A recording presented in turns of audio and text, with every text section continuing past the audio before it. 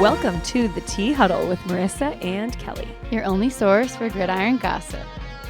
If you love watching NFL football, but you also liked watching Taylor and Travis on the field in love after the playoff game, then this is the podcast for you.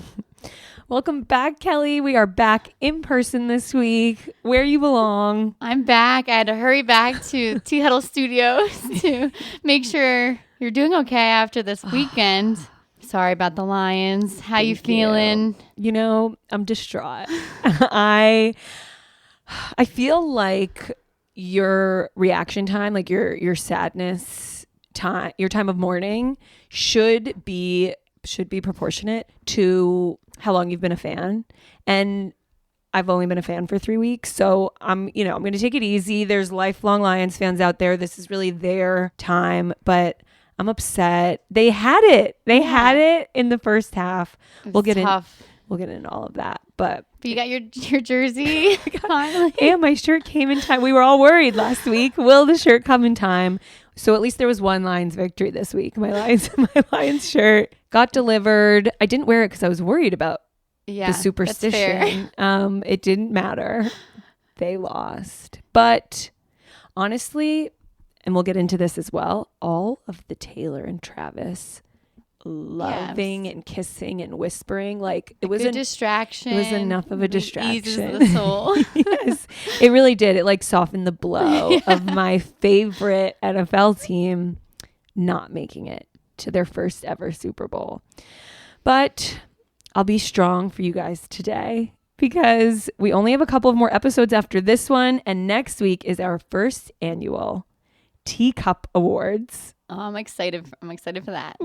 Yes, it's like a best of superlatives for the year, but with a Tea Huddle twist. So it's going to be a fun one. You won't want to miss that one.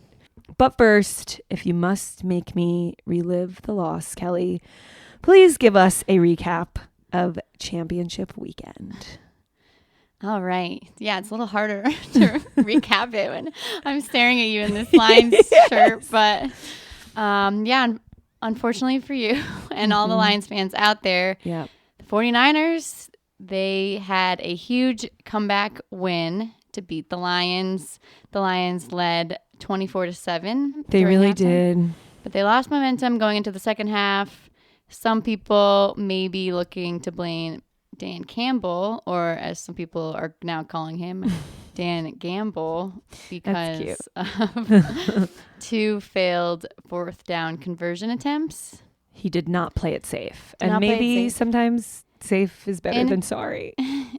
Yeah, sometimes. But it worked for them earlier. Yes. And during the playoffs the past 2 weeks. So just happens sometimes. Your luck can run out. But you got to give props to the 49ers, specifically Brock Purdy, who is now the 4th quarterback in NFL history to win 4 playoff games in his first 2 career seasons. Wow. He's like the little engine that could, that guy. Yeah, he's Mr. Irrelevant to the Super Bowl. I'm happy for him at least. And then the other game this past weekend, Ravens versus the Chiefs. The Ravens fell to the Chiefs. I think their lack of running game may have contributed to that. And also Travis Kelce just being unstoppable. The whole time was like, if we were still in fantasy football time, my points were just racking up because he was every play. He was crushing it. Yeah. He officially surpassed Jerry Rice's record of most postseason receptions. That's a big win for him. Jerry Rice seemed fine passing that on to him. He said it's just one of my records. You can't have them all. Travis Kelce, he had a day, both. I mean, like, not only was it probably the best day of his life, it seemed like it was probably maybe like the best day of anybody's life ever. Taylor's life, maybe. He won the big game. Like, he won it. I mean, everybody, it's a team sport, but like he won it. And then the superstar of our generation ran into his arms, and everybody, like, just the content that has come out of the post-game field celebration is feeding me for eternity. I think there's so many angles. I know. Every time I look, there's a new angle. Like I can actually like hear what they're saying. Yes. New mic. Some of them, like audio is picking up. People are debating, like, in one moment, did she say, I've never been so proud of anyone ever, or I've never loved anyone this much ever? We definitely got some I love yous. We definitely got I love yous. We definitely got full makeouts with not a lipstick smudge. I know. What kind of lipstick does she wear? Pat McGrath. Ah. Yeah. It works. I mean, definitely. I'm sure sales for that are also.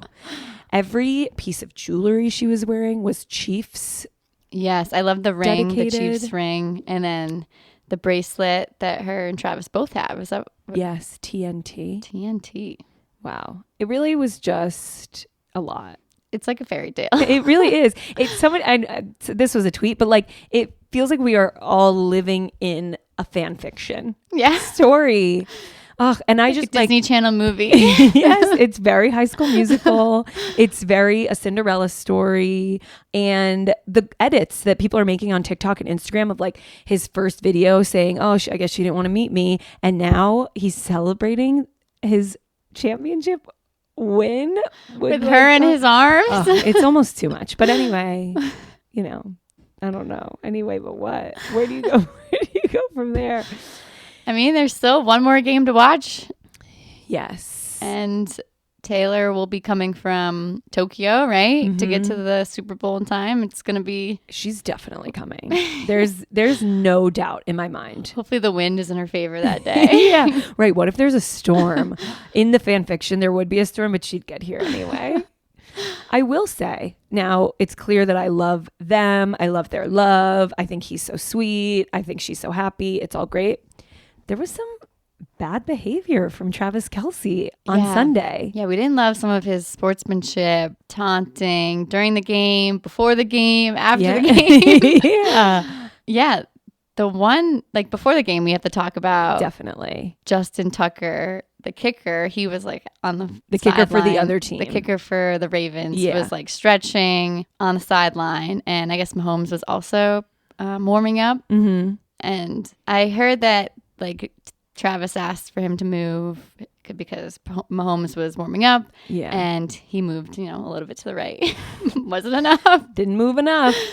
And you could see Travis just grab his helmet, his shoe, like everything, and just throw it across the field. Yeah, his ball, his helmet. Then I think Mahomes kicked over his ball holder thing that holds up your ball that you kick it.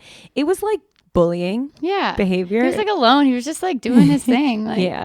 And but why were they so close? I don't know. Justin Tucker, the Ravens kicker, not but 2 weeks ago did I see a whole spiel of him Taylor. on Instagram or somewhere talking about how much he loves Taylor. He called her the songbird of our generation. Yeah. Now you're going to bully that man? Maybe he's intimidated. Yeah, right. Don't be praising my girl quite so much. Yes, and then in the game there was some taunting. Some unpenalized taunting. Yeah, he was, saying things after every play. He was like encouraging, like trying to get the other players on the Ravens to get a penalty, like taunting them, and it worked. Van Noy got a penalty based on like some interactions between them. Yeah, the taunting was a big story this weekend. Zay Flowers on the Ravens, he was flagged for taunting after a 50-yard catch during the third quarter, and this completely changed the momentum of the game.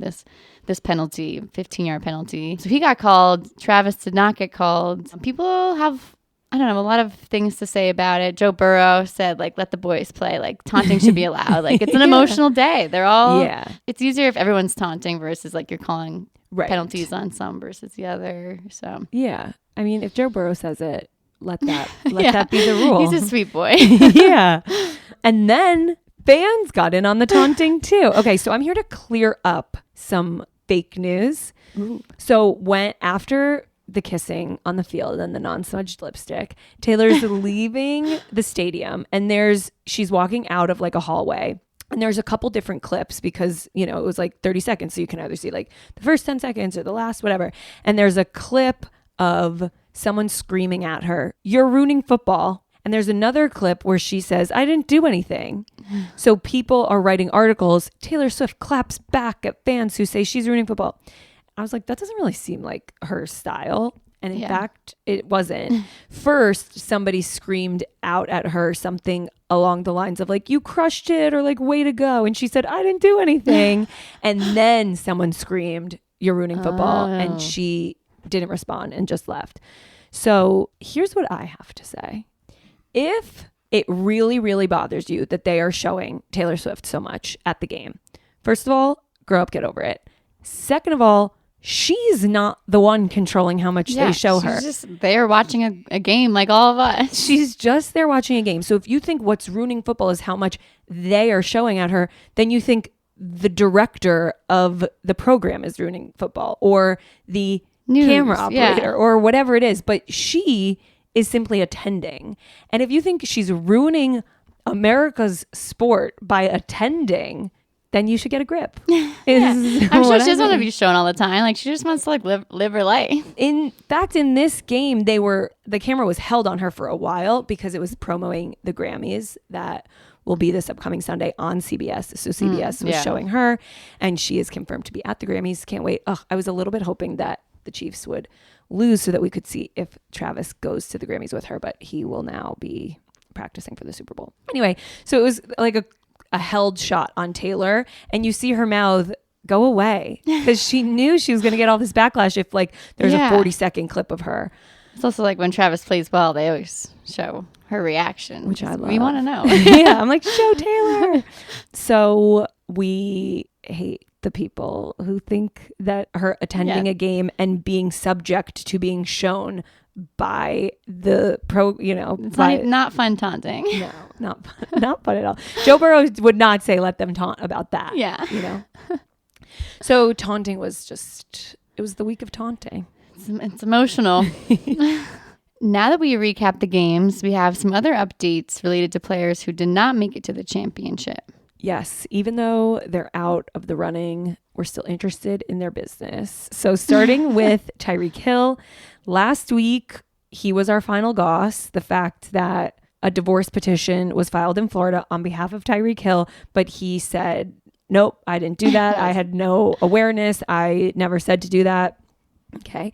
So he has spoken out again, saying that he, quote, fired the bonehead who filed the divorce filings without his permission. So he's sticking by his story that it was completely without his approval, his request. It's so confusing still. Something happened. It's a bizarre one. Like, I get that the more people on your team, the less oversight you have over things. Like if you have a money manager, a business manager, and a this and an accountant and a whatever, like you might not know every transaction that comes in and out of your bank account. You know if you're being filed for divorce. That's crazy. Yeah, something has to be said for anyone to take that initiative, I'm pretty sure. We also heard that the lawyer who was representing him has quit. Yeah. So he said he fired them. Daily Mail says people. That he quit. Yeah, the lawyer quit. I guess this lawyer was also representing him in the paternity suits. So now Tyreek has to go find a new lawyer. I would imagine that Tyreek Hill would be a challenging client, especially if he's saying, I never told you to file for divorce, or maybe, you know what? Maybe this guy didn't like Tyreek Hill and said, I'm going to file you for divorce without your consent. That would be crazy, but... But as of now, that's Tyreek's story. They're not divorced. Yeah, they're not divorced. So there's that. And speaking of Dolphins players, it seems like Braxton Berrios might be leaving Miami. He posted on Instagram saying, I hated to see this one end. This year was one I'll forever be grateful for. I got to come back to the city I call home and play for my childhood team. I'm thankful for all of my guys I got to share the field with and everyone else up in that building that made coming to work every day fun. Fins up. Fins up. What he didn't mention in there is that his girlfriend, Alex Earl, TikTok star, is also based in Miami. So is he leaving her behind? Or is she going wherever he goes? What's going to happen to them? We'll find out. Yeah, this be a big move for the two of them, or one. We don't know. But yeah, he signed a 1-year deal with the Dolphins in March. So I guess that 1 year's up, and the Dolphins do have a lot of receivers. They have Jalen Waddle, Tyreek Hill, a few other people out there. So I think any team would be happy to have Braxton. He had a great season. Mm-hmm. We'll see where he goes. I can't wait to see where he goes, and if Alex Earl goes there too. Someone else we're still waiting to see where they go is Bill Belichick. He's still jobless. I don't know. I feel like at this point, he might have to wait until FY25 to find the right team to coach. How could any of us feel secure in our jobs if someone who's revered as the greatest football coach of all time can't get a football coaching job? I know. Yikes. They're all the teams are going for younger coaches. So we'll see what happens to Bill. Yeah, maybe he will be with Gronk as a broadcaster for Fox. A little reunion between the two of them. Okay, and then one last fun little story from the week about a player who's had a great season but is not in the championship. We found out this week that Snoop Dogg coached CJ Stroud when he was a kid. So fun. So fun. Snoop Dogg has Snoop Youth Football League, a nonprofit organization that he founded in 2005 to give inner city kids the chance to play football. We know that CJ Stroud had a tough childhood. His father is currently still in prison, and he played in Snoop Youth Football League when he was 11 and 12 years old. Coach Snoop. Coach Snoop. Yeah, Snoop talked on a podcast this week about what it was like to coach Stroud and that he remembers him. He said he's so positive. I remember him being so laser focused. That's what I like about him. He said that he's pushing a different narrative than a lot of these other guys in the league. He's pushing a real narrative of spirit, love, and just being a voice of positivity. So we already loved CJ Stroud, and now we love him even more. Yeah, if Snoop loves him, we love him. Exactly. Yeah, and it is really sweet. It sounds like Snoop really watches all of the players that have gone to the NFL who used to play in his league, and he thinks of them as his babies because they are just children when they start off. And now look at CJ. Really cool that he gives kids an opportunity to train and get to the NFL. And you can see how it ends up. Playoff team. And for sure, Rookie of the Year. Well, it's been a little while, but we have a new arrest on our hands, so it's time to step out of the car.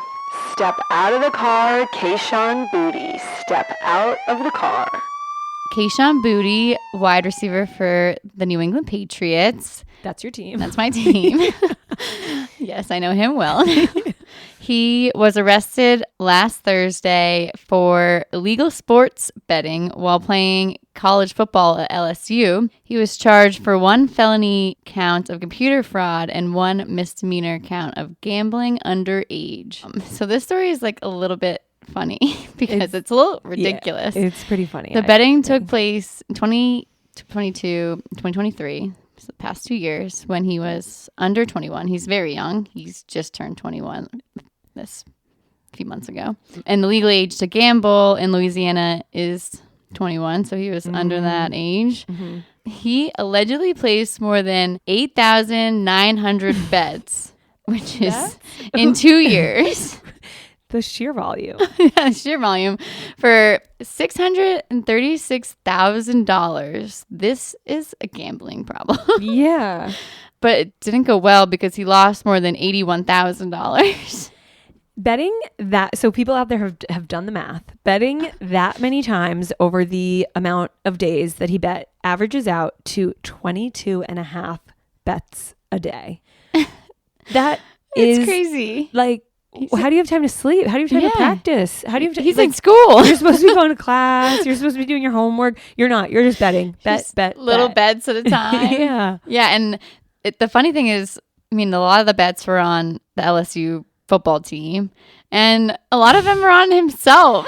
Well, so that's my favorite part of all of this, because what has happened historically, you can make sure you lose. You can't make sure you win. Yeah. So if people are really illegally shady gambling behavior, is to bet that your team loses and then sabotage your own team. Yeah. This guy's not. He's betting on himself Maybe to he's win. trying to motivate himself a little bit. But like, I mean, it's sort of wholesome. Like we all, like he believes in himself and he's going to bet money that he's going to win. A lot of those bets did not pay out. No. Yeah. One of them, he bet he would score a touchdown and gain 82 yards against Florida State. Mm-hmm. He did not do either of those things. He lost money on himself. That's got to hurt. If you don't believe in yourself, who will? It's true. And he was like, not only do I believe in myself, I'm putting money on it, which is a crime. It is a crime. And the felony that he was charged for the computer fraud was because he used a fake name for his bets because he was under 21. But it was a very discreet alias. It was Kayshawn Booty 7. So it went undetected for, I guess, 2 years. But yeah, it all caught up with him this week. Yeah. Damn. He's out of jail for now. Yeah, I saw the video of him leaving jail. It's sad. He's really young. Yeah. And I feel like maybe no one explained to him the rules. Yeah. He obviously wasn't trying to hide it. Right. That 7 at the end of his username, he thought that might throw everybody off. Well, yeah, he's been arrested, and maybe that'll be our last arrest of the season, but there's still 2 weeks, so anything's possible, especially out in Vegas. People are going to be getting into trouble. I predict we have at least one more arrest. Players are starting to relax, the ones who are not in the Super Bowl, so we'll see. This was our first gambling arrest of the season. Yeah. It's fun. A little diversity. Light. They don't all have to be, beating up your girlfriend. We can get arrested for all different things. Actually, that's not true. There's a lot of driving related arrests. A lot of speeding, suspended license. But every now and then you get a little gambling in there too. I hope he's not going to Vegas. Definitely. And for our segment today, we are going to do a little bit of Super Bowl prep. We've covered some of this before, but we want to get everyone caught up on the personal lives of our Super Bowl competitors. So, the thing about the Super Bowl is that a lot of people are watching it that don't normally watch football and maybe don't even care. But here at the Tea Huddle, it is our duty to get those people prepped and maybe even impress some friends at the party. And we're not talking prepped like learning about the downs and the runs and the safeties. We are going to look at football like it's a reality show because it really kind of is. And right now, we are going to get to know the cast. And decide for ourselves who we're rooting for on the big day. So let's start with the reigning Super Bowl champs, the Kansas City Chiefs. Obviously, we have Travis Kelce dating our girl Taylor. And he's one of the best tight ends of all time. Right, yes. Not just a pretty face. We love his whole family, Mama Donna, Papa Ed, and of course his brother, Eagles center, Jason Kelce. Another tight end on the team, Blake Bell. We've seen his wife, Lindsey Bell, before. Yes, she is the pregnant girl posing with Taylor and Brittany Mahomes at a lot of the games recently. Girl squad. I really like Chris Jones, defensive tackle and one of the captains. He is also known for an infamous, embarrassing wardrobe malfunction involving his shorts at his combine before he was drafted. Yeah, if you Google that one, it might not be safe for work. But he seems like a really good guy. I loved when he got his 10th sack on the last game of the regular season, and it paid out an extra $1.25 million. He went wild on the field. It was really fun to watch. L'Jarius Sneed, a cornerback, is my new favorite. He had a huge play against the Ravens, forcing a fumble just inches from the end zone. We are rooting for him. He had a really rough, traumatic childhood, and he's out there now just crushing it. Yeah, he's overcome a lot. Both of his parents went to prison, and he was basically raised by his 10-year-old brother. But his mom was at the last game celebrating with L'Jarius. Gotta love when football brings families back together. And to the man who's tied it all together, head coach Andy Reid, he is probably the most lovable character of this reality show. He's adorable and he loves Taylor and cheeseburgers. But really, this man has a real thing for cheeseburgers. It's how he celebrated his last Super Bowl victory. I just learned that Kadarius Toney, wide receiver, is also a rapper who goes by Young Joka.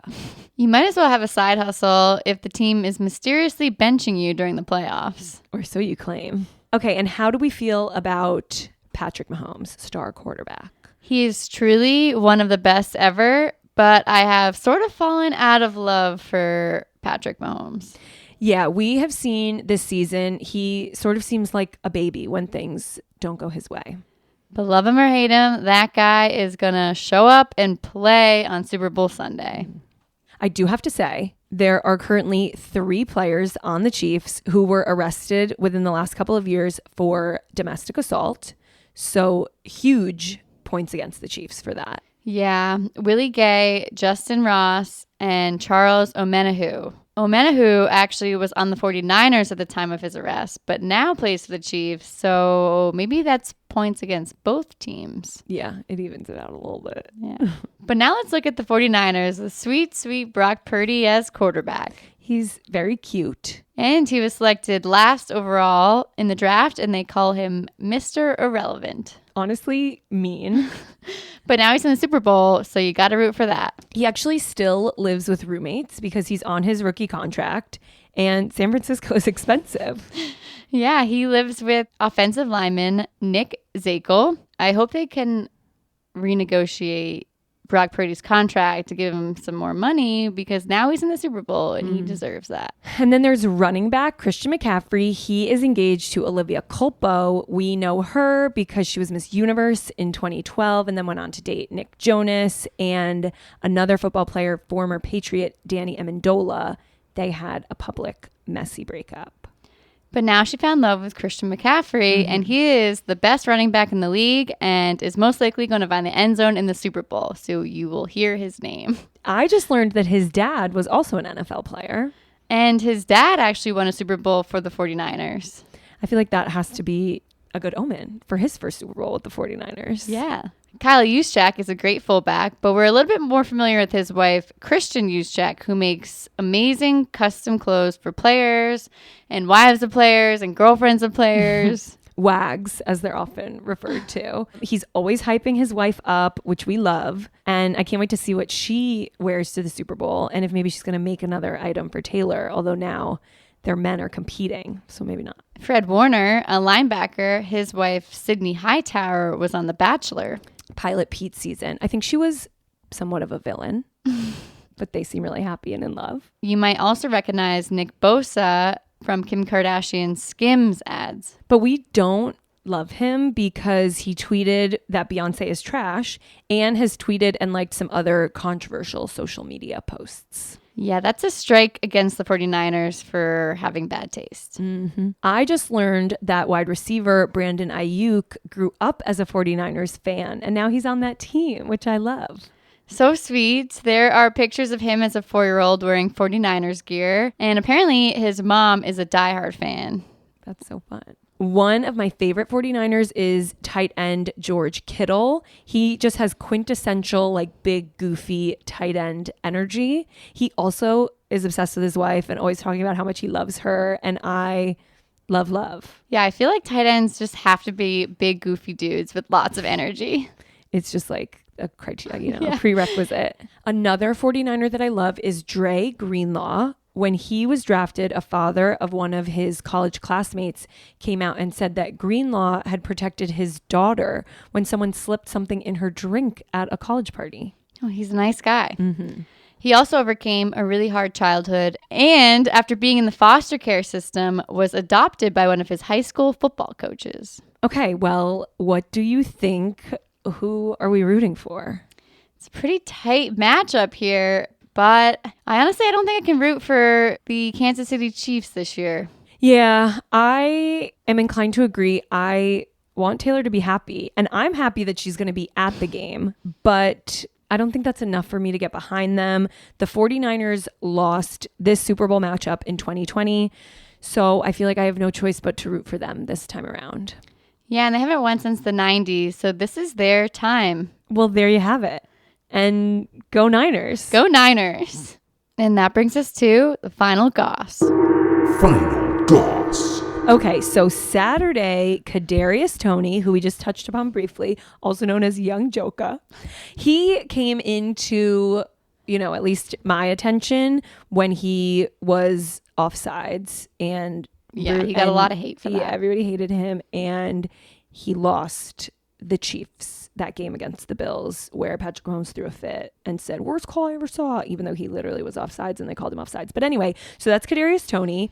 He was ruled out for Sunday's game on Saturday, and the reasons given were a hip injury and personal reasons. So immediately my interest peaked. Like, personal reasons sounds dramatic. Yeah, is he just recovering from all the hate on the internet about that loss? Right. Is there like turmoil? Is there whatever? But then it seemed like no, nothing dramatic, because it came out that night that he and his girlfriend had just given birth to their first child. So that must have been the personal reasons. Yeah, and his daughter was born on his birthday, which is Saturday. That's cute. Very cute. But then on Sunday, things took a turn, a gossipy, interesting turn. He goes Juicy. live on Instagram, which, as I've said, never a good idea. It was just a black screen and you could just hear his voice. It probably was from the hospital where his girlfriend had just given birth. And he went on a full rant saying, I'm not hurt, in quotes, none of that shit, save that shit. Again, I'm just quoting here. Suck my dick too. I'm not hurt. None of that. It goes from hip to ankle to this to that. So he's calling his employer a liar. Yeah, and yikes. telling them to. You like heard what I said. So he's saying, I'm not injured and they are lying and they benched me, which is dramatic and exciting and like, what's all going on? Then we know what happened on Sunday. The Chiefs won. Then on Monday, Andy Reid was asked about it. And he said he had not seen the video, but he did hear about it. And of course, Toney was injured. They wouldn't have made that up. He said, well, obviously he's been on the injury report. So that part, that's not made up by any means, but he's been working through some things and he'll be back out there. What is he working through? What is he working through? And are the things that he's working through the fact that he thinks the coaches are lying about him, that they're benching him without fair reason? He just really went kind of crazy after all the hate he got from that game against the Bills. Mm-hmm. So as of now, we don't know the answer, but The question will be, is he going to play in the Super Bowl? Will he even be ready to go? Will he be on the injury reserve list or healthy or... And like physically healthy, mentally healthy, like, there's sort of two categories here to address. But he's saying his hip is fine, his ankle's fine. I think he's not playing in the Super Bowl. First of all, he didn't contribute, right? He made them lose, not win. And now with all the drama, he hasn't played since the Chiefs played the Patriots. I think he probably won't play, but maybe he'll be dressed to play.